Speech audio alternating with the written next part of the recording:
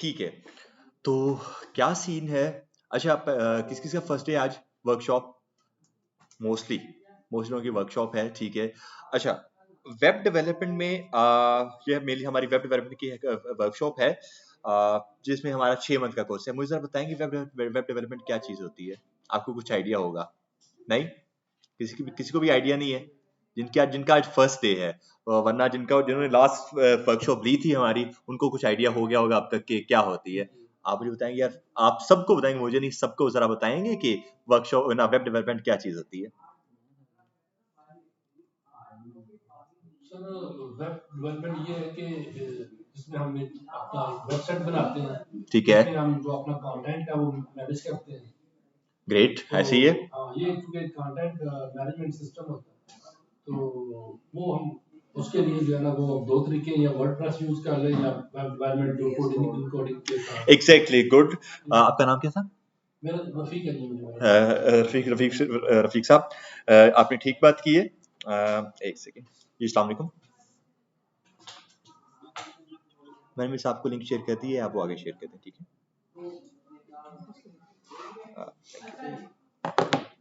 चलें जी।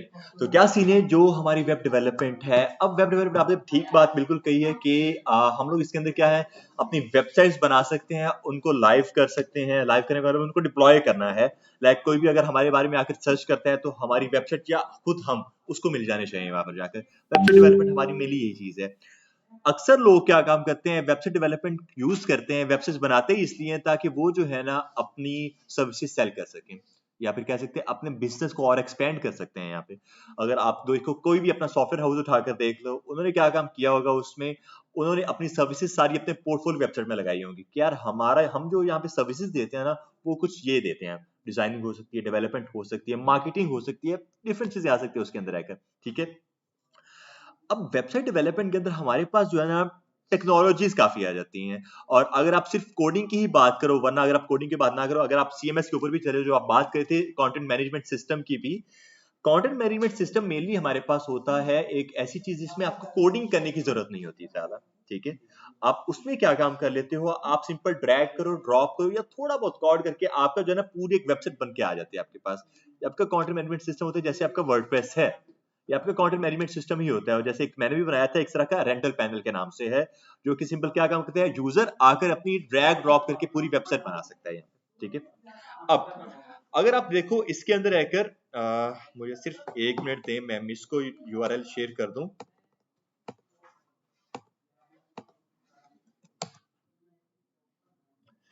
ठीक है। तो क्या सीन है, अगर आप देखो वेबसाइट डेवलपमेंट के अंदर कोडिंग को ही, तो कोडिंग में हमारे पास जो है ना डिफरेंट फील्ड्स आ जाती हैं। फील्ड से मेरा अब कहने का ये मतलब है कि यार आपके पास डिफरेंट टेक्नोलॉजीज आ जाती हैं।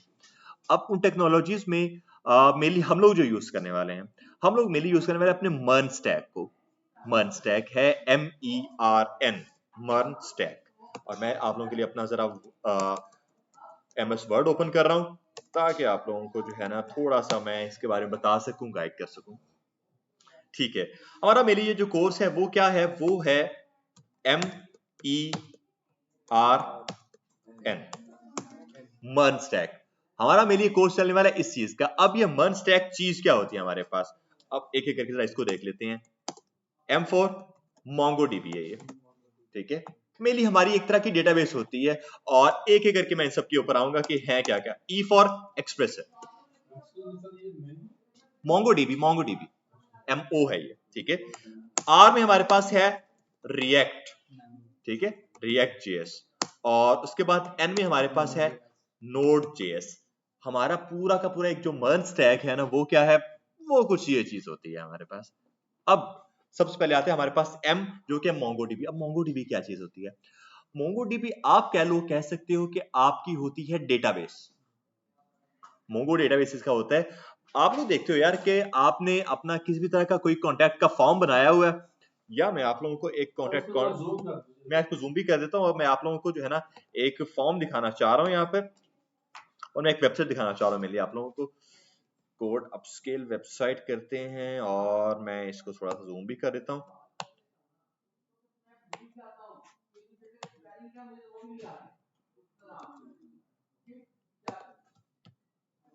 ओके जी, ये ठीक है हमारे पास यहाँ पे। और उसके बाद जो है जरा इसको लाइव करते हैं।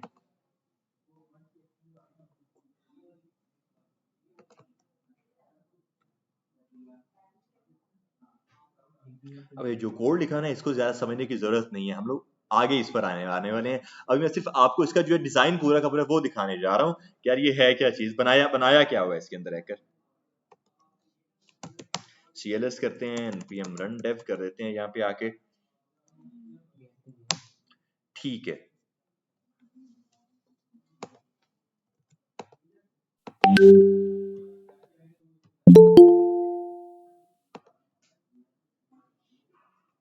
ठीक है, हमारी एप्लीकेशन जो है वो लाइव हो रही है 3000 के। लोकल होस्ट जो है वो हमारा वो मेनली 3000 चल रहा है। लोकल होस्ट कॉलन 3000 और एंटर करते हैं। ये सर आपने जो होस्टिंग है वो कर दी है? होस्टिंग नहीं है, लोकल होस्ट चल रहा है मेरा। मेनली ये जो है ना, मैं अभी आपको समझाता हूँ और मैं वापस सारी होस्टिंग डोमेन के ऊपर अभी मैं बात करने वाला हूँ।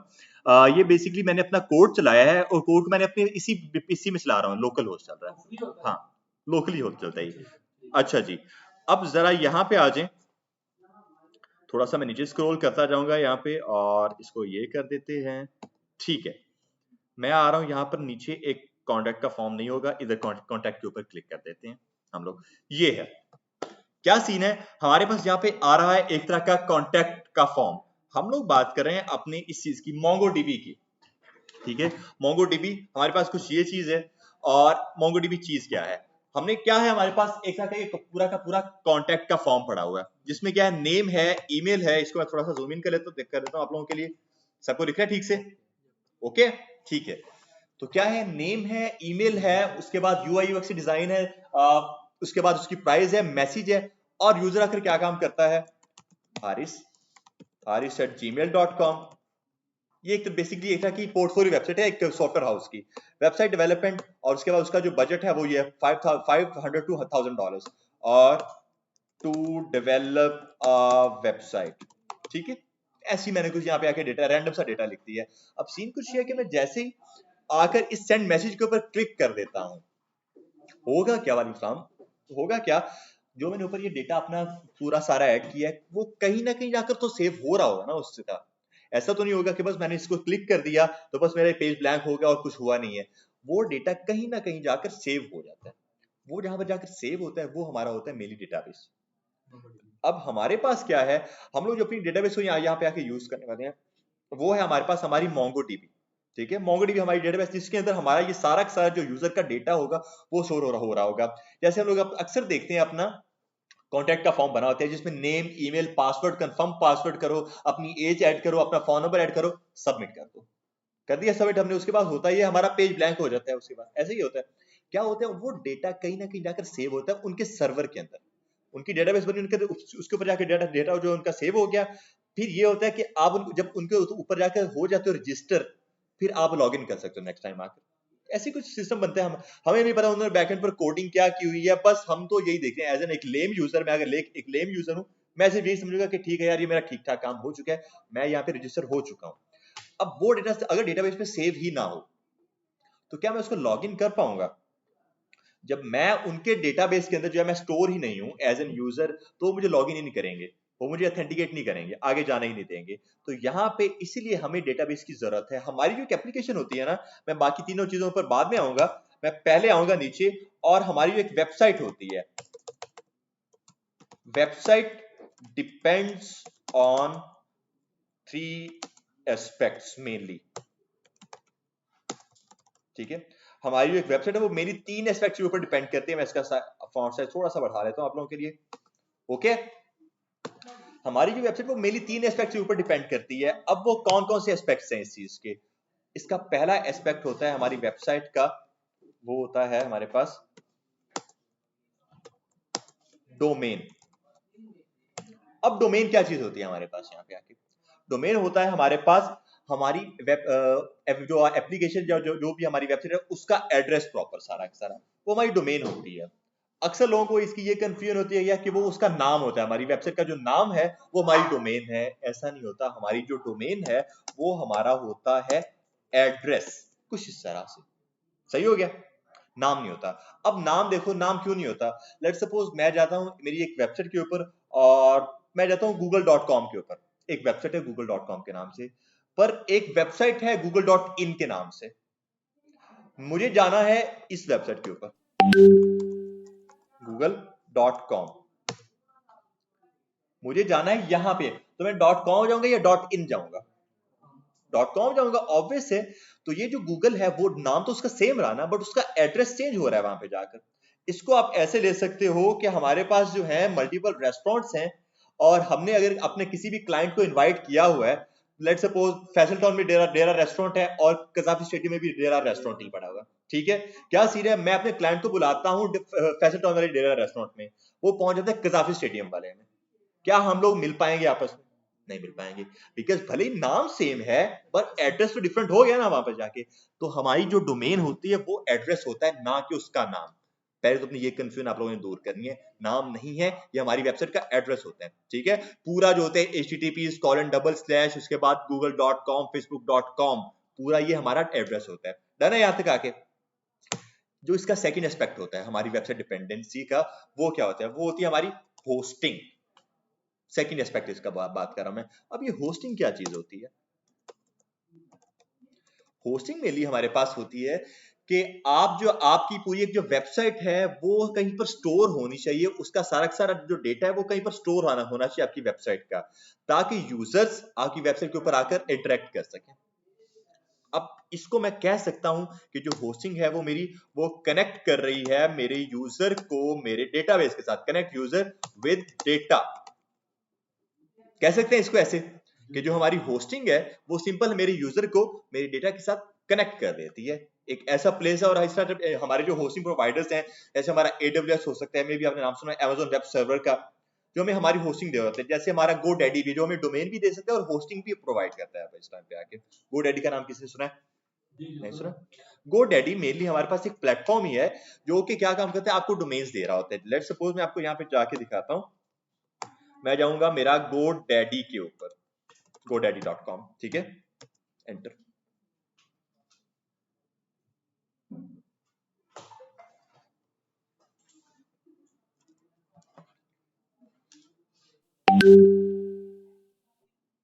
ठीक है, अब यहाँ पे आओ जरा ये चीज चेक करें। ये हम लोग आ चुके हैं अपने GoDaddy के ऊपर। अब यहाँ पे आके मैं क्या काम कर सकता हूँ, मैं अपनी कोई भी डोमेन सर्च कर सकता हूँ, मींस अपना कोई भी एड्रेस सर्च कर सकता हूँ। क्या मुझे क्या एड्रेस चाहिए? लेट सपोज मैं जाता हूँ और मैं यहाँ पे आके सर्च करता हूँ anastasia.com।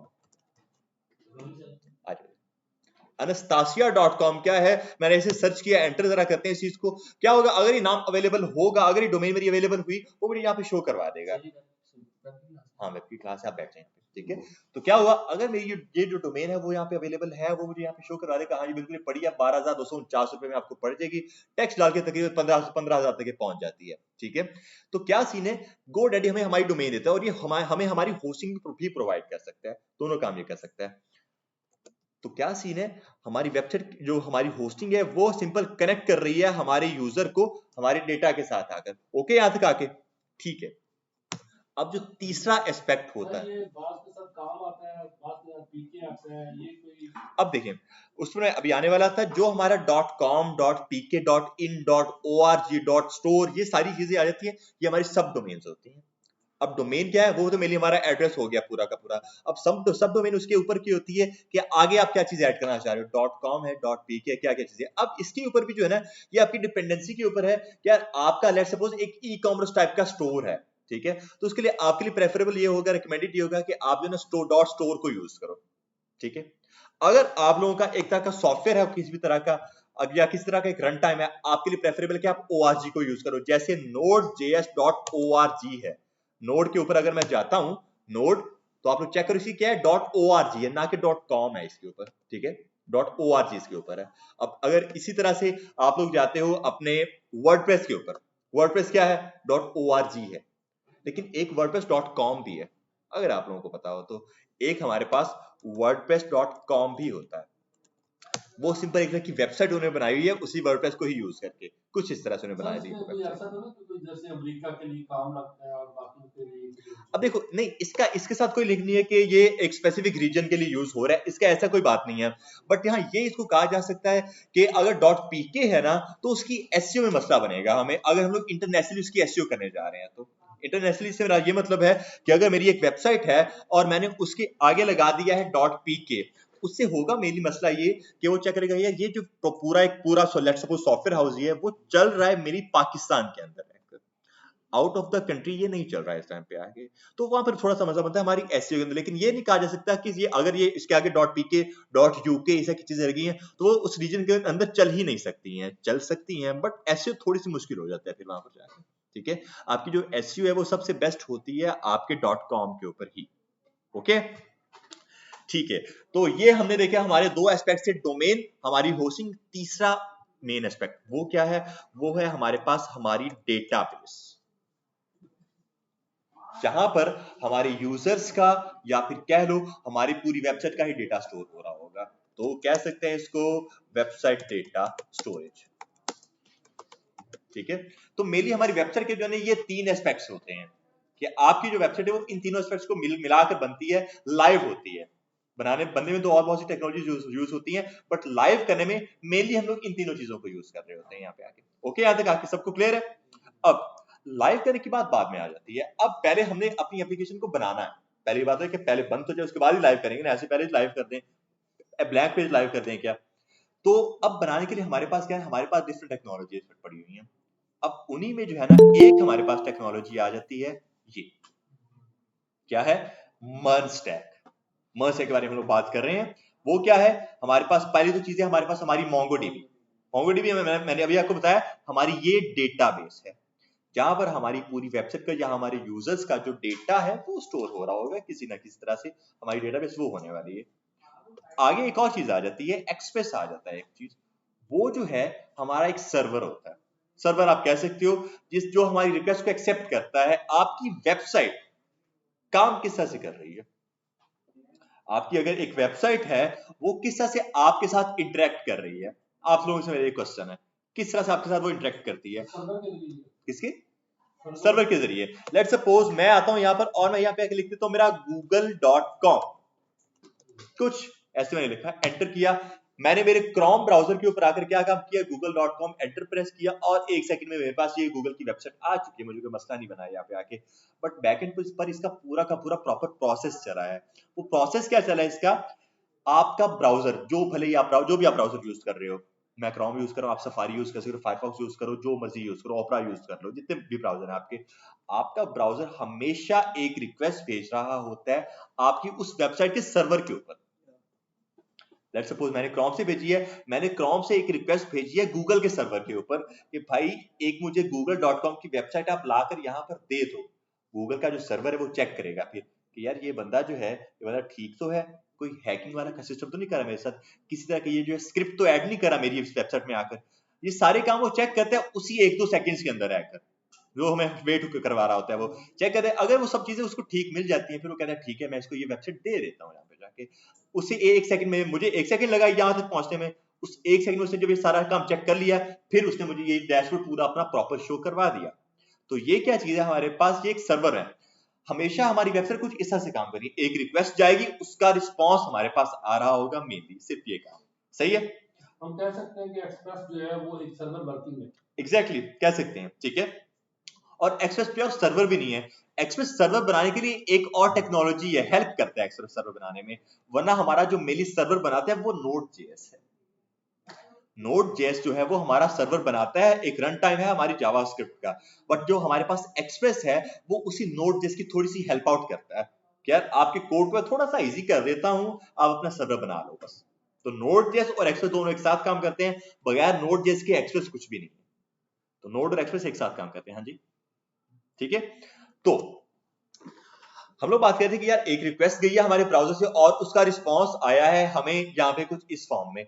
अब जब एक रिक्वेस्ट जाती है ना, वो जब चेक कर ले उसके बाद वो रिस्पांस देता है हमें मेनली 3 लैंग्वेजेस के अंदर आकर, उसकी 3 लैंग्वेजेस होती हैं बाय डिफॉल्ट, वो उन्हीं तीनों लैंग्वेजेस के अंदर आकर हमें क्या देता है, एक प्रॉपर पूरा का पूरा रिस्पांस देता है कि यार ये हमारे पास बना हुआ है। और वो कौन सी लैंग्वेजेस हैं, हमारी HTML, CSS, जावास्क्रिप्ट। ये तीनों लैंग्वेजेस हमारी ऐसी लैंग्वेजेस हैं जो कि आप जो मर्जी एप्लीकेशन उठा कर देख लो, कोई भी आपकी एप्लीकेशन है उसमें जावास्क्रिप्ट 3 बस जाव नहीं, मैं अभी बात कर रहा हूं कि जो रिक्वेस्ट आएगी और उसका रिस्पांस किस फॉर्म में आता है, ठीक है। सर पाइथन जावा के बाद पाइथन देखो अब जावास्क्रिप्ट ये दोनों सेपरेट चीजें हैं। आप जावास्क्रिप्ट बोलोगे यहाँ पे आके जेएस होता है, और पाइथन जो बैकएंड का काम कर रही है, ठीक है। बट यहाँ पे हम लोग बैकएंड की बात अभी नहीं कर रहे, हम लोग यहाँ पे आके बात कर रहे हैं कि जब मैंने मेरे ब्राउजर से एक रिक्वेस्ट भेजी है तो मुझे वापस जो रिस्पांस मिला है वो किस फॉर्म में मिला है मुझे रिस्पांस? जावास्क्रिप्ट HTML मैं अभी इसके ऊपर और बात करने वाला हूं, ठीक है। अब जब एक रिक्वेस्ट गई है एक सर्वर के ऊपर, उसका रिस्पांस आया 3 लैंग्वेजेस में, कौन कौन सी? HTML, CSS, JavaScript. जावा नहीं, जावास्क्रिप्ट, ओके ठीक है। जावा और जावास्क्रिप्ट डिफरेंट है, बिल्कुल डिफरेंट लैंग्वेजेस हैं। अभी भी लोगों को ये कंफ्यूजन होती है कि दोनों सेम है, बट दोनों बिल्कुल डिफरेंट हैं। जावा मेनली हम लोग मोबाइल एप्स के लिए यूज करते हैं ज्यादातर, और जो जावास्क्रिप्ट है वो वेब ऐप के लिए यूज करते हैं। सर वो जो W3 स्कूल में जाके तो वहां पे जावास्क्रिप्ट ही आता है, जावा तो नहीं आता है। जावा वहां पर भी है, बट उसका मेनली वो मोबाइल एप्लीकेशन की मैं बता रहा हूँ, वो मोबाइल्स के लिए होता है जरा, उसका आपको सेपरेट वेबसाइट में जाना पड़ता है, ठीक है। अच्छा जी, तो इन तीनों लैंग्वेज में हमें हमारा रिस्पांस तो मिल चुका है। अब यार जरा इनको भी देख लेते हैं, इस पूरे के ऊपर मैं दोबारा आऊंगा। जरा इनको देखते हैं कि यार HTML, CSS और JS जावास्क्रिप्ट ये है क्या चीजें। इधर आते हैं हम लोग यहाँ पे, और आर रिस्पॉन्स इन लैंग्वेजेस, ठीक है। ये हम लोग कर देते हैं कि हमारा जो रिस्पॉन्स है वो किन लैंग्वेजेस में आने वाला है। इसकी पहली हमारी लैंग्वेज होती है वो होती है हमारे पास HTML। अब HTML क्या होती है? वो होती है हमारे पास हमारी हाइपर टेक्स्ट मार्कअप लैंग्वेज। अच्छा एक और चीज, ये सारी चीजें रटने की जरूरत नहीं है, ये सारी चीजें जो है ना ये आपको वैसे मिल भी जाएंगी, और ये सारी चीजें हम लोग आगे जाके बहुत ज्यादा यूज भी करने वाले हैं। तो इनको ऐसे रटने की जरूरत नहीं कि यार ये याद ना रही तो बस दुनिया खत्म हो गई हमारी, ऐसा नहीं है, सही है। तो HTML हमारे पास ये पड़ी हुई है। अब HTML उसके बाद आ जाती है आगे हमारे पास हमारी CSS। मैं दोनों कभी बताता हूँ इनको, इनके बारे में अभी हमने बहुत डिटेल में बात करनी है। और उसके बाद आ जाती है हमारे पास हमारी JS, cascading style sheet. Cascading style sheet होता है। अब पहले HTML के ऊपर आ जाते हैं। HTML क्या चीज होती है? वो होती है हमारी हाइपर टेक्स्ट मार्कअप लैंग्वेज। अब हाइपर टेक्स्ट मार्कअप लैंग्वेज कौन सी लैंग्वेज होती है? नहीं, ये कहा जा सकता है कि ये कोई प्रोग्रामिंग लैंग्वेज नहीं है। लो लेवल हाई लेवल नहीं कहा जा सकता इस चीज को। बस JS तो हाई लेवल है। देखो अगर हमारे पास HTML ही ना हो तो JS किसी काम की नहीं है, ये मेन चीज है, ठीक है। तो इसको लो लेवल हाई लेवल में इसलिए कह नहीं सकता कि अगर ये बेसिक लैंग्वेज कहा जा सकता है कि ये हमारी एक बेस बना रही है, ठीक है। अब बेस किस तरह से बना रही है उस पर मैं बात करने वाला हूँ। HTML जो कि हाइपरटेक्स्ट मार्कअप लैंग्वेज, इससे होता क्या है मेनली? इससे हमारी वेबसाइट का पूरा एक स्ट्रक्चर तैयार हो रहा होता है, ठीक है। कह सकते हैं कैसे कि मैं अपने इस पेज में आता हूँ, मुझे इस टाइम पे कोडिंग का कख नहीं पता, कुछ भी नहीं पता, मैं क्या काम कर रहा हूँ, मैं देखता हूँ कि यार ये 2 बटन्स लगे हैं, आई गेस शायद ये 2 बटन्स ही लगे हुए हैं, ठीक है। उसके बाद शायद ये किस तरह की इनपुट फील्ड लगी हुई है जिसमें मैं कोई भी चीज सर्च कर सकता हूँ यहाँ पे आके। ऊपर कुछ लिंक्स लगे होंगे, शायद मेरी साइड में प्रोफाइल लगी है, कुछ बटन्स हैं, आई गेस इस तरह की चीजें ऐसे ही है। क्या सीन है हमारे पास यहाँ पे? ये पूरा का पूरा जो एक स्ट्रक्चर तैयार हो रहा है वो बन रहा होता है मेरी HTML के अंदर। बट क्या हो अगर मेरी HTML हो ही ना, क्या हो मेरी अगर HTML हो ही ना, मैं इसलिए इसको जो लो लेवल लैंग्वेज नहीं कह सकता कि अगर मेरी HTML ही ना हो, मेरी जो JS है वो किस काम की, मेरी JS किसके ऊपर आकर मेरी इंटरेक्ट करेगी, ठीक है।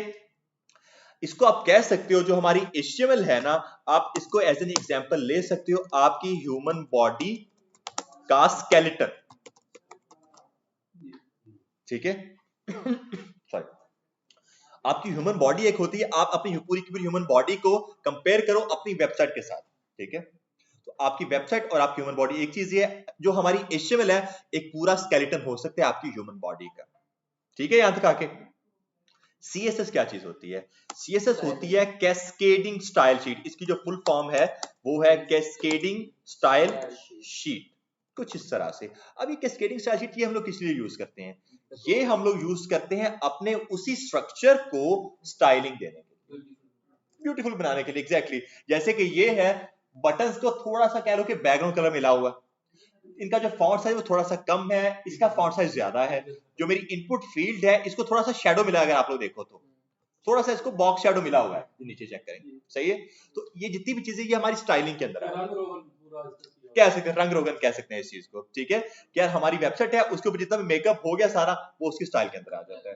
तो हमारी जो HTML है उसका सारा स्केलेटन हो गया, हमारी CSS कह सकते हो आपके उसी स्केलेटन के ऊपर की स्किन, ह्यूमन बॉडी है ना, ह्यूमन बॉडी चल रही है ना, तो उसी स्केलेटन के ऊपर की स्किन जो है वो हमारी CSS है।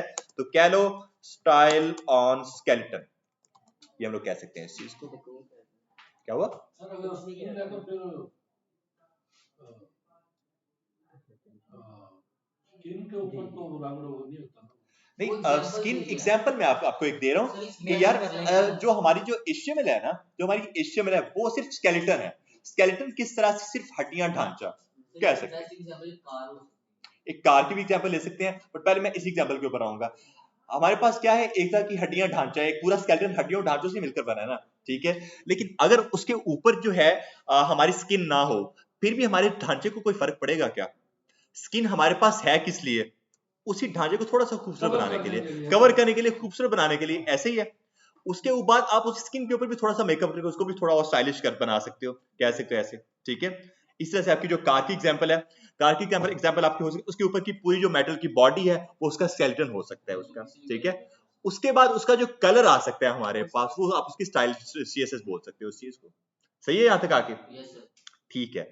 अब आ जाती है हमारे पास एक लास्ट चीज, और वो आ जाती है हमारे पास हमारी JS मींस हमारी जावास्क्रिप्ट। जावास्क्रिप्ट है ये, जावास्क्रिप्ट। अब ये जावास्क्रिप्ट क्या चीज होती है? आप कह सकते हो जावास्क्रिप्ट आपकी पूरी वेबसाइट की इंटरेक्शन, आपकी वेबसाइट काम किस तरह से कर रही है, ये हमारी जावास्क्रिप्ट है, ठीक है। जैसे कि मैंने पहले बात की थी HTML स्ट्रक्चर, CSS स्टाइल, और अब जावास्क्रिप्ट काम उसका सारा सारा। आप इसको कह सकती हो ह्यूमन बॉडी का ब्रेन, एग्जैक्टली ह्यूमन बॉडी का ब्रेन, ठीक है। आप ये चीज जरूर कह सकते हो कि इसमें जो है हमारे पास हमारी JS सबसे इंपॉर्टेंट एस्पेक्ट आ जाता है कि अगर ब्रेन ना हो तो मेरे स्केलेटन, मेरी स्टाइलिंग का कोई काम नहीं है, ऐसे ही है। लेकिन ये भी नहीं कहा जा सकता मेरी HTML और CSS की मुझे जरूरत ही नहीं है, क्योंकि स्केलेटन और उसके ऊपर की स्किन, मुझे उसकी भी जरूरत तो रहेगी ना, भले मेरे पास ब्रेन जितना ज्यादा हो जाए, लेकिन वो ब्रेन काम किसके ऊपर रहकर करेगा, वो फैक्टर डिपेंडेंट हो जाता है। बोले क्या करें सर? मैं कह रहा हूं जावास्क्रिप्ट यानी कि मस्ट है, ये ज्यादा यानी कि करना लाजमी देखो है। ये करना लाजमी है। अब इस पर मैं आ रहा हूं, जो हमारे पास हमारी जावास्क्रिप्ट है, ये आप कह सकते हो ये एक प्रोग्रामिंग लैंग्वेज है, लेकिन ऊपर मैं HTML और CSS दोनों के मामले में ये नहीं कह सकते ये कोई प्रोग्रामिंग लैंग्वेज है, क्योंकि जो HTML है वो हमारी मार्कअप लैंग्वेज होती है, हाइपरटेक्स्ट मार्कअप लैंग्वेज। CSS हमारी स्टाइलिंग लैंग्वेज होती है, बट जो JS है वो हमारी प्रोग्रामिंग लैंग्वेज और स्क्रिप्टिंग लैंग्वेज होती है, ठीक है, कह सकते हैं इसको, हाई लेवल इसको कहा जा सकता है, ठीक है। तो ये हम जब एक रिक्वेस्ट भेज रहे हैं उसका रिस्पॉन्स आ रहा है इन तीनों लैंग्वेजेस के अंदर आकर। यहाँ तक सबको क्लियर है, ठीक है। अब यहाँ तक जब हमें क्लियर हो चुका है, आप कोई भी अपनी वेबसाइट उठाकर देख लो, कोई भी आपकी वेबसाइट, उसमें ये तीनों लैंग्वेज जरूर यूज हो रही हैं। सर वैसे अगर जावा को हम यूज ना भी करें ना, तो फिर भी HTML और CS के थ्रू भी पूरी वेबसाइट पूरी रेडी हो जाती बन सकती है। अब देखो ना, मैं आपको मैंने आई गेस अभी वो लाइव किया ही हुआ है उस चीज को। यहाँ पे आते हैं, जरा इसी चीज को देखें। ये हमारे पास है, ये एक तरह के जो है ना स्लाइडर टाइप का लगा हुआ, ठीक है। थोड़ा सा और नीचे स्क्रॉल कर रहा हूं मैं यहाँ पे आके। अब जो जावास्क्रिप्ट हमारी है, मैंने अभी आपको बताया जावास्क्रिप्ट क्या है, इंटरेक्शन बढ़ाती है, ब्रेन है हमारा, सारा सारा कैसे काम कर रहा है। मैं क्या काम कर रहा हूं, मैं अपना माउस इसके ऊपर लेकर आ रहा हूं, चेक करें क्या हो रहा है। जैसे मेरा माउस है वो उसके ऊपर आ रहा है, क्या हो रहा है, वो मेरा जो एक लाइन लगी वो कम हो रही है या खत्म ही हो रही है, और मेरा काउंटर पीछे आ रहा है वापस से। अगर इसी चीज को मैं थोड़ा सा और नीचे लेकर चलता हूं, तो यहाँ पे आओ, मैं जैसे इसके ऊपर, मैं इसको थोड़ा सा जूम आउट करूंगा कुछ यहाँ तक, ठीक है। अब ये मेरे पास एक कार्ड है, मैं जैसे इसके ऊपर आकर करता हूं, मेरा ऐसे होवर, चेक करें अपना माउस में उसके ऊपर लेकर आया हूं, हो क्या रहा है, बाय डिफॉल्ट कार्ड में कोई भी चीज मुझे दिख नहीं रही है यहाँ पे आके, बट मैं एक यूजर हूं इस टाइम, मैं कोई डेवलपर नहीं हूं इस टाइम पे, मैं सिर्फ एक यूजर हूं इस टाइम पे आके। मैंने अपना माउस यहाँ पे इसके ऊपर लेकर आया हूं मैं, हुआ क्या, एक प्लेन टाइप के आया, पीछे क्लाउड्स आ रहे हैं और उसके ऊपर कुछ कंटेंट आ चुका है मेरे पास यहाँ पे। अगर मैं इसके ऊपर आता हूं, चेक करें, हो साथ एक और चीज ये भी हो रही है कि दोनों की विड्थ जो है, दोनों की जो चौड़ाई है वो भी कम ज्यादा हो रही है, एक्सपैंड कोलैब कर रही है, चेक करें यहाँ पे आके, ठीक है। अगर मैं नीचे आ जाता हूँ कहीं पर, जैसे यहाँ पे आ जाते हैं, कुछ ये हो रहा है। अगर मैं यहाँ आ जाता हूँ तो पूरा एक ग्लोबल वो दे रहा है मुझे, इस तरह की चीजें। अब ये क्या है, ये है इंटरेक्शन, इसको बोला जाता है इंटरेक्शन हमारी, कि यूजर ने कुछ काम किया, उसके मुताबिक उसको रिस्पॉन्स मिला उसका। यूजर ही माउस मूव किया ना, मैं एक यूजर, मैंने ही माउस मूव किया यहाँ पे आके, उसके मुताबिक उसने मुझे यहाँ पे आके रिस्पॉन्स दिया। एक और वेबसाइट देखोगे आप लोग, crafton.eu, ये जावास्क्रिप्ट हाँ ये जेएस के साथ है, जावास्क्रिप्ट, HTML और CSS बिल्कुल सीएसएस, dumb रहेगा। हाँ वो सिर्फ हमें स्ट्रक्चर और स्टाइल देते थे, भले ही स्टाइल हमारा जितना मर्जी है, बट वो इंटरेक्ट तो नहीं ना कर सकता हमारे यूजर के Interaction साथ। उसमें कम है। एग्जैक्टली अब आओ जरा एक और चीज देखोगे आप लोग, अब ये एक बंदा है, ये हमारे पास एक बंदा बैठा हुआ है, और ये जो है ना मेरे साथ इंटरेक्ट कर सकता है। कैसे इंटरेक्ट कर सकता है, मैं जहां जहां अपना माउस मूव करूंगा ना, चेक करें, ये अपनी गर्दन को उस साइड पर मूव करेगा। मैं जैसे अपना माउस मूव करूंगा, अभी स्टार्ट करेगा ये एक लोगो इसका जब खत्म होता है तो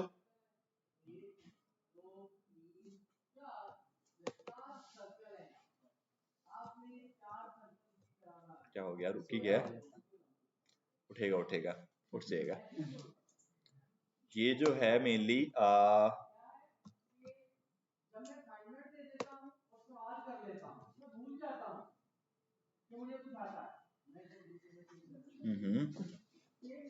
आई गेस ये उन्होंने जो इसमें एनिमेशन यूज किया ना वो काफी स्लो है, और आज मेरा लैपटॉप जो है ना वो भी थोड़ा सा स्लो हो गया, पता नहीं क्या वजह है इसकी। कोई नहीं, हम लोग इसको भी देखते हैं। डिलीवरी हैंडवर्क करते थे सर लोड ज्यादा हो गया। लोड आई गेस ज्यादा हो गया, बिकॉज ये मेरा जो है अभी है ना क्रैश जो कर रहा था, अभी मैं थोड़ा सा पहले कोडिंग कर रहा था उसमें क्रैश कर गया था ये, उसी वजह से।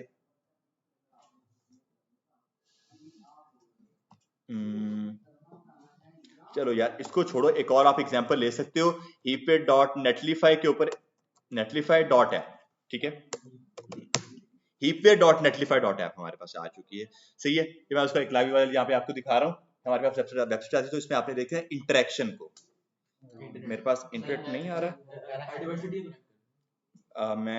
नहीं मैंने पहले वही किया, मैं अपना कनेक्ट कर देता हूँ अपनी इनका नेट स्लो आता है, मैं अपना कनेक्ट कर देता हूँ। जो सर को मिलेगा वो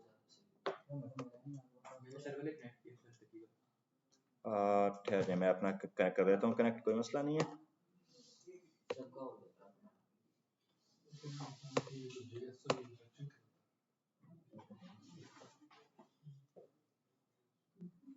चलें जी, ये मैंने अपना कनेक्ट कर लिया, अब होपफुली कोई इशू नहीं आएगा इसमें और ये चल जाएगा। सर आपके कहने का मकसद ये है कि जो जावास्क्रिप्ट है ये इंटरेक्शन बढ़ाती है यूजर में और आपकी वेबसाइट में। अब जैसे ये वेबसाइट देखें यहाँ पे आके, बैकग्राउंड पर क्या हो रहा है, कुछ पार्टिकल्स जो है, कुछ बबल्स जो है वो मूवमेंट कर रहे हैं, ऐसे ही है। बट एक और चीज इसमें होगी, जहां जहां मेरा आप माउस मूव कर रहे हैं, वहां वहां वो मेरे बैकग्राउंड के पार्टिकल्स मिलते जा रहे हैं, आपस में जुड़ते जा रहे हैं। अगर आप देखो तो नोटिस करो इस चीज को, ठीक है। जहां जहां मैं अपने माउस को मूव करवा रहा हूं, वहां वहां क्या हो रहा है, वही बैकग्राउंड के पार्टिकल्स जो है वो आपस में एक दूसरे के साथ जुड़ते जा रहे हैं। चेक करें, अब ये क्या सीन है, ये चीज अट्रैक्ट करती है हमारे यूजर को, इस तरह की चीजें। यूजर ने कोई काम किया, यूजर ही मूवमेंट कर रहा है ना यहाँ पे आके, तो उसके मुताबिक उसको कुछ रिस्पॉन्स मिल रहा है, इसको बोला जाता है इंटरेक्शन। ये इस तरह की इंटरेक्शन HTML CSS का काम नहीं है, वो कर ही नहीं सकती ये सारे काम, ये काम हमारी करती है हमारी JS, यूजर के साथ इंटरेक्शन बढ़ा देती है। सही हो गया, ठीक हो गया, ओके जी। तो ये काम बन गया हमारा, हमारी HTML CSS और JS का। इन तीनों चीजों की हमें समझ आ गई कि हमारा रिस्पॉन्स जो है वो इन तीनों लैंग्वेजेस के अंदर मिलकर बनता है, ठीक है। अब जरा बात करते हैं हम लोग आगे अपनी, यार ठीक है, इन तीनों लैंग्वेजेस में हमें हमारा रिस्पॉन्स मिल जाता है, उसके बाद हमारी वेबसाइट सिर्फ इन तीनों लैंग्वेज के ऊपर तो बेस नहीं ना करती, और भी लैंग्वेजेस, डिफरेंट लैंग्वेजेस हैं। अब और उनके ऊपर आ जाते हैं। हमारी जो एक वेबसाइट है ना, अगर आप लोग देखो उसमें ये तीनों लैंग्वेज तो जरूर यूज होने वाली हैं, ठीक है। उसके बाद आप यूज करते हो, लेट्स सपोज अपनी पाइथन को यूज करते हो, फॉर एग्जांपल आप पाइथन को यूज करते हो, और पाइथन में आपको यूज करनी पड़ेगी, सब वो एक लैंग्वेज है, प्रोग्रामिंग लैंग्वेज है, उसमें आपको साथ जो है ना उसका एक फ्रेमवर्क यूज करना पड़ेगा, फ्लास्क के नाम से, जैंगो या फ्लास्क, दोनों में से कोई भी आप लोग यूज कर लेते हो, ठीक है। लेट्स सपोज वो मेनली आप लोग करते हो अपने बैकएंड के अंदर, या जो मैं बात कर रहा था अपने सर्वर की, जो नोड जैसे मैंने यहाँ पे बात की है, वहां पे आप अपनी जैंगो को यूज कर रहे होते हो। पाइथन का जो आपने आगे बताया कौन सा, जैंगो और flask, just flask, FLASK flask, ठीक है, और जैंगो DJANGO जैंगो, ठीक है। अब ये है, ये दोनों इसके फ्रेमवर्क्स होते हैं पाइथन के, जिसमें आप अपना बैकएंड जनरेट करते हो, जैसे हमने अपना बैकएंड यहाँ पे जनरेट किया Node.js और एक्सप्रेस के अंदर। ये दोनों मिलके बैकएंड हमारा ये बैकएंड के लिए दोनों, हाँ ये दोनों बैकएंड के लिए होते हैं। जो तो फ्रंट एंड के लिए फ्रंट एंड के लिए मैं वही बात कर रहा हूँ, फ्रंट एंड के लिए हमारे पास HTML CSS तीनों JS है, languages तीनों लैंग्वेजेस हैं। ठीक अब तीनों लैंग्वेज के अंदर हमारे पास और भी चीजें आ जाती हैं, अब हमने उनके ऊपर बात करनी है, ठीक है। बैकएंड हमारे पास पाइथन, PHP, Django, ये सारी चीजें हैं, बट हमने बैकएंड में क्या चीज यूज करनी है, एक्सप्रेस और Node.js, हमने ये चीजें यूज करनी है। बैकएंड में मैं बाद में आऊंगा, पहले फ्रंट एंड अपना पूरा फ्रंट एंड खत्म करते हैं। फ्रंट एंड में पहले हमारे पास तो ये बेसिक लेवल पर ये चीजें आ चुकी हैं, HTML CSS JS ठीक हो गया। उसके बाद अगली चीज क्या है, हमारे पास अगली एक चीज आ जाती है React.js, जो हमारे पास ये आ पड़ी हुई है React.js, ठीक है। अब ये React.js चीज क्या होती है, React.js हमारे पास एक तरह की लाइब्रेरी होती है हमारी जावास्क्रिप्ट की। देखो चल वही हमारी जावास्क्रिप्ट ही रही है, बट अब उसकी एक लाइब्रेरी आ चुकी है। ये नहीं कहा जा सकता कि कोई नई लैंग्वेज आ चुकी है हमारे पास, उसी की एक लाइब्रेरी आई है हमारे पास यहाँ पे, सही है। अब React.js है क्या और हम लोग क्यों इसको यूज करें, और क्या हम लोग सिंपल HTML CSS और JS इनकी बेस पर पूरी वेबसाइट बना नहीं सकते हैं क्या, बना सकते हैं। फिर क्यों हम लोग React.js पर मूव कर रहे हैं, फ्रंट एंड की बात कर रहा हूं अभी मैं, इसलिए क्योंकि जो हमारा React.js है वो बनाता है सिंगल पेज एप्लीकेशंस। अब सिंगल पेज एप्लीकेशंस क्या होता है, सिंगल पेज एप्लीकेशंस होता है जो कि सिर्फ एक ही पेज आपका बनाती है, मल्टीपल पेजेस नहीं बनाती हैं। और इसकी एग्जांपल मैं आपको दूंगा, अगर आप लोग जाते हो किसी भी वेबसाइट के ऊपर, लेट्स सपोज GoDaddy ही खोला हुआ था हमने, ठीक है, और मैं यहाँ पे आके हेल्प के ऊपर क्लिक करता हूँ। थोड़ा सा तेजी से निकल गया आप ना, ये जो आपने बताया कि React.js है, हाँ, ये वो React का ही एक जावास्क्रिप्ट की लाइब्रेरी है, ये जावास्क्रिप्ट की लाइब्रेरी है, React की नहीं, React तो पूरा एक लाइब्रेरी है ना, ये जावास्क्रिप्ट की लाइब्रेरी होती है, जावास्क्रिप्ट की एक लाइब्रेरी होती है, ठीक है। चल हमारी वही लैंग्वेज, हमारी JS लैंग्वेज चल रही है अभी तक, ठीक है। अब हम लोग क्यों React.js को यूज कर रहे हैं, इसके ऊपर जरा मैं बात करना चाह रहा हूँ। मैं ऐसी अपनी एक वेबसाइट के ऊपर आया, GoDaddy के ऊपर हमने पहले खोली होती, जैसे आकर मैं क्लिक करता हूं मेरे हेल्प के ऊपर, ठीक है, आप देखोगे यार मेरा ये पेज जो है वो रिलोड हो रहा है, आपने इस आइकन को देखना है मेरे, ठीक है। और मैं दोबारा आता हूं, मैं लेट्स सपोज यहाँ पे क्लिक करता हूं और डोमेन नेम्स के ऊपर क्लिक करता हूं, मैं सर्च फॉर डोमेन नेम्स करते हैं, आप चेक करो मेरा पेज क्या है, रिलोड हो रहा है, यहाँ पे आके हो रहा है मेरा पेज रिलोड। अगर मैं कुछ और सर्च करूं वेबसाइट्स एंड होस्टिंग में, और वेब होस्टिंग मैं जो बात करके, ये होस्टिंग जब हमें प्रोवाइड करता है वो ये होस्टिंग है, क्लिक करो इसके ऊपर आकर, क्या होगा, मेरा पेज लोड हो रहा है, ठीक है।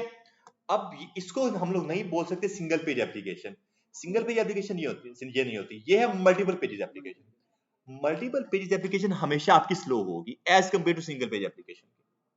अब आप इसको खुद ही देख लो कि यार आपकी जो है, आप एक पेज से दूसरे पेज के ऊपर जब जा रहे हो वो कुछ टाइम लेती है, 2 सेकंड्स मैक्स कर लो, इतना टाइम ले लेती है, वैसे ही 2-3 सेकंड ले जाती है। अब एक आप एग्जांपल देखोगे सिंगल पेज एप्लीकेशन की, और वो क्या है, वो है हमारे पास हमारी YouTube। आप लोगों ने कभी इसको नोटिस नहीं किया होगा, लेकिन अब आप लोग नोटिस करोगे। मैं जाता हूं मेरे youtube.com के ऊपर, और वापस से आप लोगों ने क्या काम करना है, वापस से आप लोगों ने मेरे इसी आइकन को चेक करना है, जो ऊपर रिलोडिंग का आइकन है ना, बटन होता है, आपने बस इसी को देखना है और किसी को नहीं देखना। अब सीन कुछ ये है, ये मेरे पास एक पूरा डैशबोर्ड है YouTube का, मैं क्लिक करता हूं मेरे इस सब्सक्रिप्शन के ऊपर, क्या मेरा पेज जो रिलोड हुआ है यहाँ पे आके, सिंगल पेज। अगर मैं हिस्ट्री के ऊपर आकर क्लिक कर देता हूं, क्या मेरा पेज रिलोड हो रहा है? अगर होम के ऊपर वापस जाओ, क्या मेरा पेज रिलोड हुआ? शॉर्ट्स पेज रिलोड हुआ? नहीं। सब्सक्रिप्शंस पेज मेरा रिलोड नहीं हो रहा है यहाँ पे आके, पेज रिलोड, बिकॉज ये है हमारी सिंगल पेज एप्लीकेशन। आपने देखा कि सिंगल पेज एप्लीकेशन ऑटोमेटिकली थोड़ी सी फास्ट है एज कम्पेयर टू मेरी GoDaddy के, बिकॉज वो मल्टीपल पेजेस एप्लीकेशन है।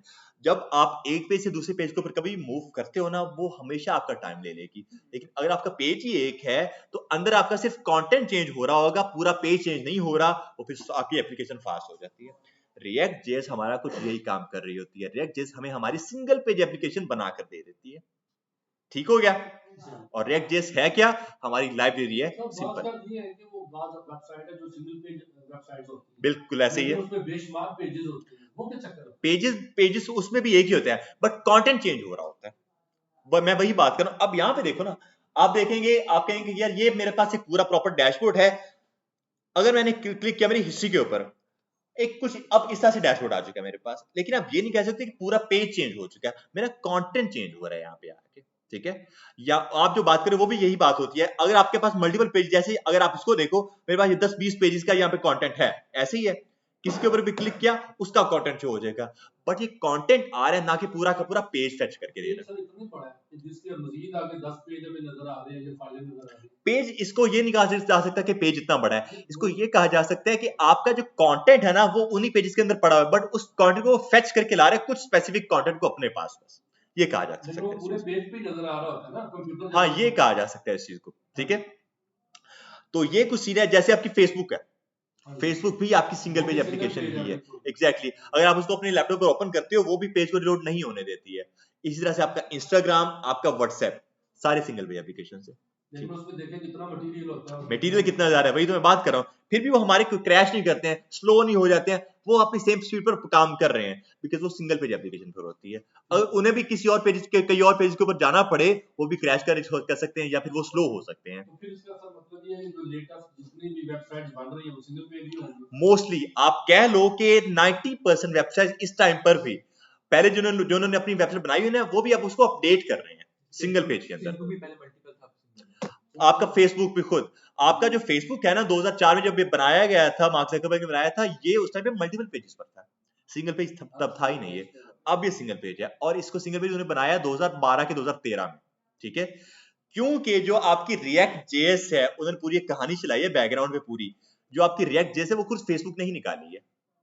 जो उन्होंने इसकी लाइब्रेरी बनाई है ना रिएक्ट जेएस, वो खुद बनाई ही फेसबुक ने है। अगर आप लोग यहाँ पे आओ और आप लोग अगर सर्च करो रिएक्ट जेएस को और एंटर करो, आप लोग को यहाँ पे इसका कुछ पढ़ने को मिलेगा। Free and open source front end JavaScript library, it is maintained by Meta. Meta क्या है? फेसबुक। फेसबुक ने अपना नाम चेंज किया था मेटा के नाम से।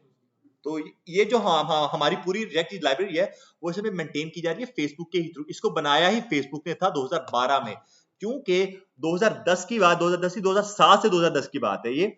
उस टाइम पर हुआ ये था, मार्क जकरबर्ग ने, फेसबुक ने पूरा जो है ना ये एक्सपीरियंस किया था कि उनकी वेबसाइट जो है, फेसबुक जो है, कई बार क्रैश कर रही है स्लो होने की वजह से, बिकॉज उस टाइम उसके ऊपर यूजर्स बहुत ज्यादा आ रहे थे। इस टाइम पे अगर आप लोग देखो, तकरीबन 4 to 5 बिलियन यूजर्स हैं फेसबुक के ऊपर, ऐसी है ना। जब उसके ऊपर मल्टीपल यूजर्स आए, वो फेसबुक क्रैश कर रही थी बार बार। फिर उसने सोचा कि यार ऐसे तो बार बार क्रैश करी, हम लोग क्या काम करते हैं, एक न्यू लाइब्रेरी को इंट्रोड्यूस करवाते हैं ताकि उसको सिंगल पेज बनाया जा सके। फिर 2012 में उसने ये इसको इंट्रोड्यूस कराया, रिएक्ट जेएस को, उसी जावास्क्रिप्ट की लाइब्रेरी को इंट्रोड्यूस कराया। फिर उसके बाद अपनी फेसबुक को उसने अपडेट किया। आपकी फेसबुक बाय डिफॉल्ट इसके ऊपर नहीं बनाएगी, पहले बनी वो पीएचपी के ऊपर। आपकी जो फेसबुक है वो पीएचपी के ऊपर बनाई गई है पहले, बट उसके बाद उसने अपडेट किया 2012-2013 में रिएक्ट जेएस के ऊपर जाकर, ठीक है, सिंगल पेज बनाया। इसी के साथ साथ आपका जो व्हाट्सएप है, पहले वो भी इसी के ऊपर, इसी रिएक्ट के ऊपर नहीं था। आपका जो व्हाट्सएप है, आपको मे भी आइडिया हो, लेकिन व्हाट्सएप जो है आपका वो फेसबुक ने बनाया भी नहीं है। आपका व्हाट्सएप बनाया है ब्रायन एक्टन, डेवलपर थे, ब्रायन एक्टन उनका नाम है, उन्होंने बनाया था आपका व्हाट्सएप। इधर आकर मैं लिख देता हूं आप लोगों के लिए, कंट्रोल जी। आपका जो व्हाट्सएप है वो बनाया है ब्रायन एक्टन ने, ठीक है। ब्रायन एक्टन डेवलपर का नाम था। अब मजे की बात है, ब्रायन एक्टन ने जो है ना 2009 में उसने फेसबुक में अप्लाई किया था एज एन डेवलपर जॉब के लिए, कि यार मुझे जॉब चाहिए, आप मुझे जॉब दे। और 2009 में जो है ना फेसबुक ने उसको बोला था कि आपके पास इतनी स्किल्स नहीं है, आप हम लोग जॉब पर नहीं रख सकते हैं। फिर 2014 में क्या हुआ, उससे अपना व्हाट्सएप बनाकर दिखाया था फेसबुक को। फिर 2014 में जो है जब फेसबुक को अगर लगा कि यार व्हाट्सएप तो एक चलने वाली चीज है आगे जाके, फिर उसने $2 बिलियन में उसको परचेज कर लिया था व्हाट्सएप को जाकर, ठीक है। इसी तरह से आपका जो इंस्टाग्राम है, आपके फेसबुक ने वो नहीं बनाया, उसका भी डेवलपर कोई और है, उसका मुझे नाम याद नहीं इस टाइम पे, बट वो भी उसका भी डेवलपर कोई और है। उसको भी जब फेसबुक ने चेक किया कि यार ये भी चलने वाली चीज है आगे जाके, उसने उसको भी बाय कर लिया आगे जाके। उसके बाद ये जितनी भी मैं आपको टेक्नोलॉजी बता रहा हूँ, व्हाट्सएप हो गया, इंस्टाग्राम हो गया, ये सारी बाय डिफॉल्ट रिएक्ट के ऊपर नहीं बनाई गई है। बाय डिफॉल्ट इनकी लैंग्वेजेस कोई और हैं। टिकटॉक नहीं, वो टिकटॉक रिएक्ट के ऊपर नहीं बनाया गया, वो उसकी मुझे लैंग्वेज आइडिया नहीं, लेकिन वो इसके ऊपर नहीं बनाया गया, ठीक है। तो क्या हुआ, जब उन्होंने देखा कि यार ठीक है हमारे पास अब इन सब की एक्सेस है, फिर उसके बाद उन्होंने इसके कोड को अपडेट किया था रिएक्ट जेएस के अंदर जाकर। बाय डिफॉल्ट वैसे इसके ऊपर नहीं बनाई गई है। जब उनको लगा कि यार रिएक्ट जेएस जो है वो अच्छा हमें मार्जिन दे रही है, मार्कअप दे रही है, उन्होंने फिर क्या काम किया, उस रिएक्ट जेएस को आगे सेल भी करना स्टार्ट कर दिया। इंस्टाग्राम केविन सिस्ट्रॉम है इसके जो है। तो क्या सीन है, उन्होंने आगे रिएक्ट जेएस को आगे सेल करना स्टार्ट कर दिया। इस टाइम पे अगर आप लोग देखो, आपका जो द न्यूयॉर्क टाइम्स है, जो न्यूज चैनल है, उसकी जो वेबसाइट है वो रिएक्ट जेएस के ऊपर बनाई गई है। आपकी उबर, आपकी करीम, आपकी फूड पैंडा, सारी आपकी रिएक्ट जेएस के ऊपर अपडेट हो चुकी है, क्रैश नहीं करती हैं ये, ठीक है। क्यों? क्योंकि रिएक्ट जेएस के ऊपर। इसके साथ आपका जो है आई गेस बीबीसी और सीएनएन, ये दोनों चैनल्स की जो वेबसाइट्स हैं वो भी इसी के ऊपर बनाई गई हैं आपकी। तो इससे आप लोग अंदाजा लगा सकते हैं इसका इस वक्त मार्केट में स्कोप कितना ज्यादा है। अब अक्सर लोग क्या काम करते हैं, इसी के ऊपर रहकर इसके और आगे फ्रेमवर्क्स को यूज करते हैं। जैसे रिएक्ट जेएस खुद एक लाइब्रेरी है, इसके ऊपर रहकर लोग नेक्स्ट जेएस को भी यूज करते हैं, जो कि रिएक्ट जेएस का ही एक आगे फ्रेमवर्क निकले, थोड़ी और एडवांस चीज आ जाती है। बट आपको समझ आ गई कि ये रिएक्ट जेएस चीज क्या है, एक तरह की लाइब्रेरी है सिंपल, जो कि क्या काम करती है, हमारा फ्रंट एंड पूरा डिजाइन करेगी, बनाएगी और हमें रिस्पॉन्स देगी पूरा उसका, बस इतना सा कह सकते हैं, ठीक है। अब उसके बाद मोंगोडीबी हो गया, हमारा रिएक्ट जेएस हो गया। अब आती है बारी हमारी एक्सप्रेस और नोड जेएस की। अब एक्सप्रेस और नोड जेएस क्या चीज है? एक्सप्रेस और नोड जेएस, हमारे नोड जेएस के ऊपर पहले आएंगे। नोड जेएस क्या चीज है? वो होता है हमारे पास एक रन टाइम ऑफ जावास्क्रिप्ट, ठीक है। क्या है? नोड जेएस जो है वो एक रन टाइम होता है हमारी जावास्क्रिप्ट का। अब रन टाइम क्या होता है? रन टाइम होता है जिसके थ्रू जो है आपका एक सर्वर रिस्पॉन्स कर सकता है, सही है, वो आपका रन टाइम होता है। अब आप लोग प्योर नोड.js को यूज कर सकते हो अपना वो रन टाइम सर्वर बनाने के लिए, बट एक्सप्रेस साथ में लोग ऐड करते हैं ताकि हमारे नोड.js का ही कोड थोड़ा सा स्लो फास्ट हो जाए और थोड़ा सा इजी हो जाए हमारे लिए, बस इसलिए। वरना वगैरह एक्सप्रेस की काम किया जा सकता है हमारे पास। एक्सप्रेस खुद जो है, एक्सप्रेस हमारे पास क्या है, वो एक फ्रेमवर्क ही है हमारे फ्रेमवर्क ऑफ नोड.js का, ठीक है। एक्सप्रेस और नोड.js ये आपस में एक दूसरे के साथ लिंक्ड है। रिएक्ट जेएस जो है वो हमारी लाइब्रेरी है, हमारी जावास्क्रिप्ट की, लाइब्रेरी ऑफ जावास्क्रिप्ट। और उसके बाद हमारी जो मोंगोडीबी है वो क्या है, हमारी डेटाबेस है। लेकिन इन सब में एक बात कॉमन है, इन चारों टेक्नोलॉजीज में एक बात कॉमन है, और वो है हमारी जावास्क्रिप्ट। गुड।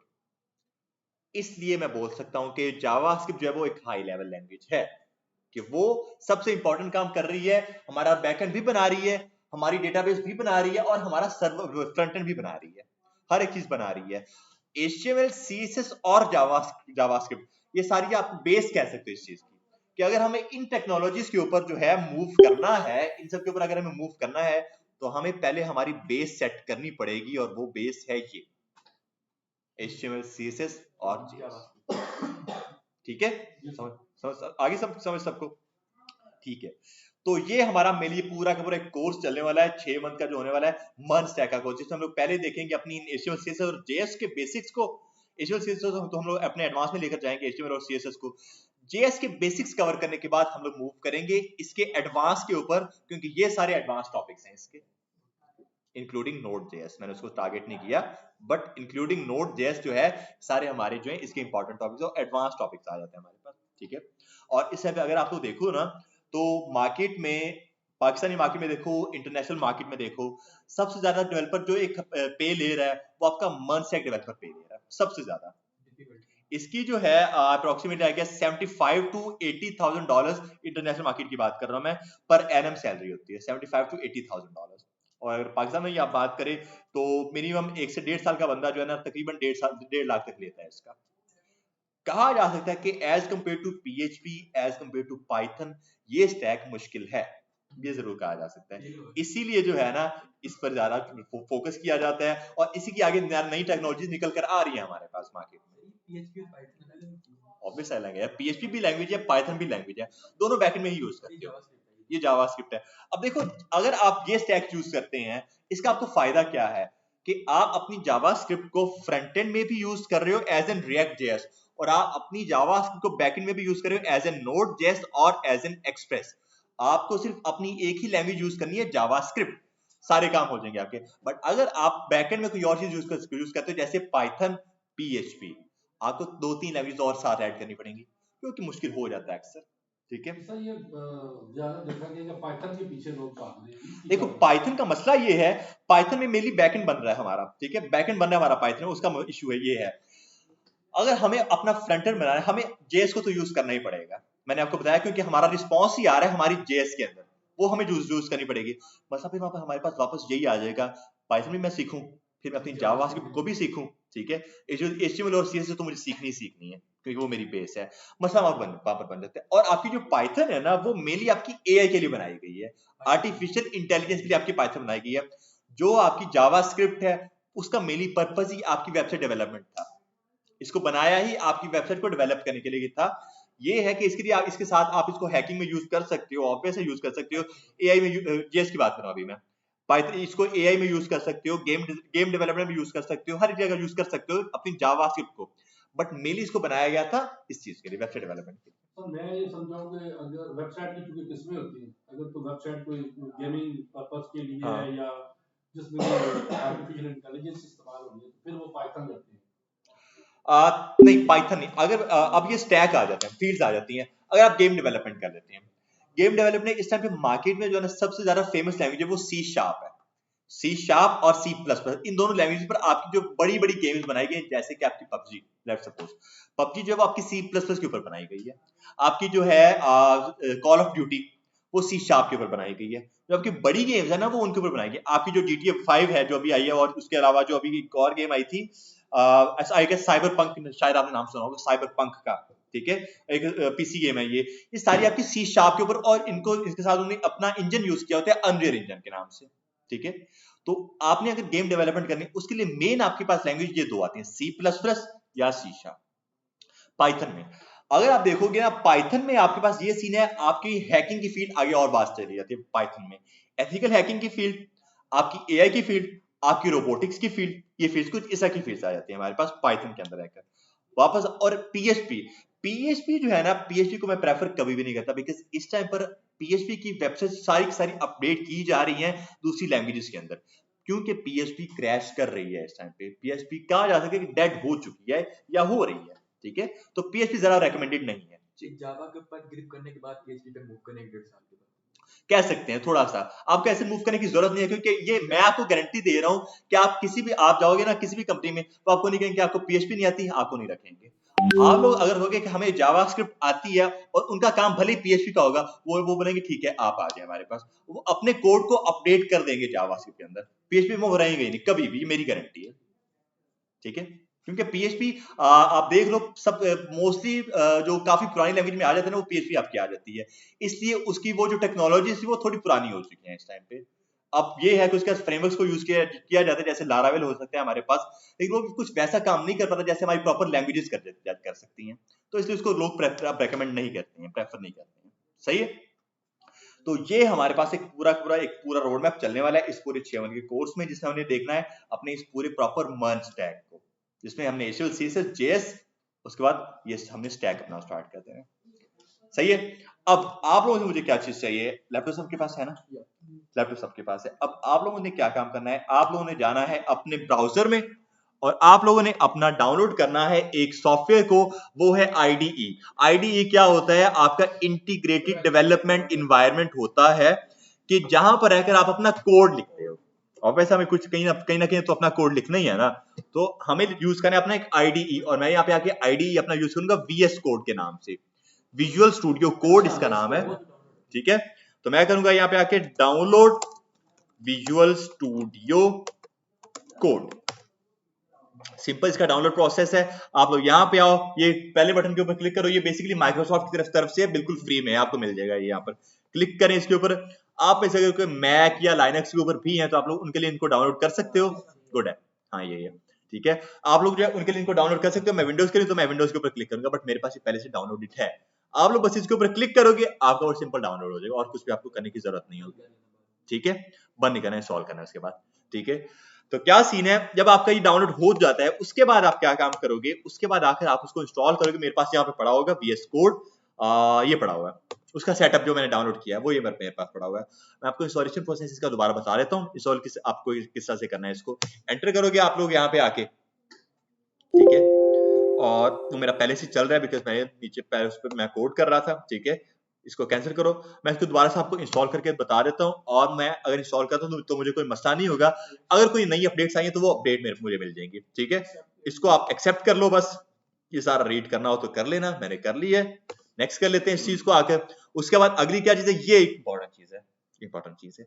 यहाँ पे आपने क्या काम करना है, यहाँ पे आपने जो है ना इन चारों को चेक बॉक्सेस को चेक कर देना है और जरूर कर देना है, बिकॉज ये अगर आप लोग चेक नहीं करते हो ना, फिर आपका VS कोड जो है चलाने में थोड़ा सा मसला बनेगा। कैसे मसला बनेगा, शॉर्टकट्स आपको नहीं मिलने वाले। VS कोड के अपने कुछ शॉर्टकट्स हैं वो आपको नहीं मिलेंगे फिर आगे जाकर, इसलिए आपने सारी शॉर्ट चेक कर देने। और अगर आपने डेस्कटॉप के ऊपर अपना एक आइकन जनरेट करना है तो वो भी कर लेना, बट मैं वो नहीं करना चाह रहा। बस बाकी सारे कर लो, नेक्स्ट करो, सिंपल इंस्टॉल करो, ये इसका इंस्टॉलेशन प्रोसेस और कुछ नहीं, आपका इंस्टॉल हो जाएगा ऐसे। सही है, बस ये आपने काम करके जो है ना नेक्स्ट क्लास में अपना कोड स्टार्ट कर देना है। कल हमने जो है ना अपना कोर्स स्टार्ट करें। अब मुझे जरा बताएं कि कोडिंग के साथ किसका जो है ना पहले पाला पड़ा हुआ? एक मंथ मेरा पड़ा है, एक मंथ का पड़ा है, HTML के साथ पड़ा हुआ। हाँ, C++ कर रहे हैं, फिर तो काफी अच्छा, बिकॉज आप एक काफी मुश्किल लैंग्वेज कर रहे हो। कहाँ यूनिवर्सिटी में? चलो गुड है। कौन सा सेमेस्टर चल रहा है आपका? अभी फर्स्ट ही चल रहा है, सही है। और मेरा BS cyber security first campus है, तो मैं C++ आप भी C++ चलें, गुड है। अब सीन कुछ ये है कि जिनका पाला नहीं पड़ा हुआ, सर ये यूनिवर्सिटी में सी लैंग्वेज सिखा रहे हैं, C के C++। हाँ, तो यहाँ पे वो मैंने सर को कहा था, सर वो मैं कर रहा हूँ, सर कहता पहले आप ये करो, उसको छोड़। C++ का अगर देखो आप ना, तो स्पेसिफिक C++ का कोई यूजेज ही नहीं है। स्पेसिफिक C++ की बात कर रहा हूं मैं, वैसे उसका बहुत, अगर किसी के साथ ऐड कर दो फिर उसका बहुत यूजेज है, बट सिर्फ C++ का कोई यूज नहीं है। अगर आपने, मैं पहले जैसे बात करता, अगर आपने गेम्स डेवलप करनी है, फिर आपको C++ के साथ अनरियल इंजन के ऊपर जाना पड़ेगा, या फिर यूनिटी के ऊपर जाना पड़ेगा अपनी गेम्स बनाने के लिए। वो भी आईडिया है, ठीक है, हाँ, वो भी आईडिया है जो इंजन आप कह रहे हैं C++ के साथ जो नहीं, वो आईडी नहीं है, वो हमारे पास दूसरा एक इंजन होता है जो अनरियल इंजन में बात करूं, ये एक इंजन है जो आपकी एनिमेशन टाइप का बना के देता है आपको 3D अगर टाइप गेम का। डेवलप करनी है तो उसके साथ वो भी इसके हेल्प भी लेनी पड़ेगी इंजन की जो। हाँ, वो भी आपको बनाना पड़ता है, सही है। तो सिर्फ C++ अकेले काम नहीं कर सकती है कभी भी, उसमें आप बस अपने प्रोग्राम बना सकते हो, लेकिन ये है कि उसके अंदर जब आप इसको ऐड करते हो अपने एंड्रॉइड के साथ जाकर, फिर उसमें आपकी मोबाइल एप्स अच्छी बन जाती हैं, गेम्स अच्छी बन जाती है आपकी, वो एक अच्छी चीज है उसमें, वरना आपको अकेले वो काम नहीं करती। इसके बाद आप ये जो एक चीज है वो ये है कि जिन लोगों का पाला नहीं पड़ा हुआ पहले जावास्क्रिप्ट के साथ या पूरी कोडिंग के साथ ही, अब उनके लिए क्या है, हमने क्या काम करना है यहाँ पे, हमने बिल्कुल स्टार्टिंग से स्टार्ट करना है। HTML CSS और मैंने वो बताया वो बिल्कुल हमारी बेस होने वाली है इस टाइम पे आगे, सही है। हमारी, मैंने आपको आज बताया कि किस तरह से हमारी एप्लीकेशन वर्क कर रही है, कल से हमने प्रॉपर HTML से अपना काम स्टार्ट कर देना है, तो वो हम लोग स्टार्टिंग से स्टार्ट करेंगे। अब जिनको पहले थोड़ा सा पाला पड़ा हुआ है, नहीं भी उनको ये चीज थोड़ी सी बोरिंग लग सकती है कि यार हमें तो पहले से आता है ये, तो हमें ये पढ़ा के टाइम वेस्ट हो रहा है, लेकिन ऐसा नहीं होने वाला सबका, ठीक है, बिकॉज उसमें भी आप लोगों को काफी नई चीजें मिलने वाली है। तो अब सीन कुछ ये है, मुझे चाहिए सबके सबसे एक एक लैपटॉप, सबके पास लैपटॉप होना चाहिए, और ये भी चाहिए कि सबने लेकर भी आए रोज क्लास में। सही, आज कितना लेक्चर है? क्या है? कौन सा लेक्चर है? आज इसका पहला लेक्चर ही है, ओरिएंटेशन ही चल रही है इसकी, ठीक है। लास्ट वीक हुई थी, बट एक रिपीटेड ओरिएंटेशन चल रही है इसकी, 1 PM to 2:30, ठीक है। तो अब ये है कि कल हम लोग इसकी प्रॉपर कोडिंग स्टार्ट करेंगे, हम लोग इसका पूरा स्ट्रक्चर चेक करेंगे, और कल से हम लोग अपनी HTML के ऊपर काम स्टार्ट करेंगे। आपके कोई भी क्वेश्चन है तो आप लोग पूछ सकते हैं। सर हम तो हमें बताया गया था आज फ्री वर्कशॉप, हाँ, तो ये वर्कशॉप तो वर्कशॉप ही है, कल भी चलेगी? नहीं, वर्कशॉप एक दिन की होती है वर्कशॉप सिर्फ आज के लिए, कल से प्रॉपर हमने कोडिंग स्टार्ट करेंगे। वैसे वर्कशॉप वो लास्ट वीक एंड हो चुकी है, लास्ट संडे आई गेस हुई थी वो हमारी। एक दो दिन देखना चाहिए, वो आइदर वो कर सकते हैं। रिकॉर्डिंग में आपको आज दे सकता हूँ, आज आपको रिकॉर्डिंग मिल जाएगी आज की, ठीक है। अगर आपके पास USB है किसी के पास तो सर वो ग्रुप में शेयर करेंगे, मेरा बन गया A30 बन गया होगा, लेकिन जो है ना उसमें इसका जो साइज है ना, वो इसका 1.5 GB तकरीबन साइज है, वो सेंड ही नहीं होगा आपको वहां पर, ठीक है। तो आपके पास अगर USB है तो आप लोग वो मुझे दे दो, मैं आपको अपनी रिकॉर्डिंग दे देता हूँ, आप लोग वो देख सकते हैं।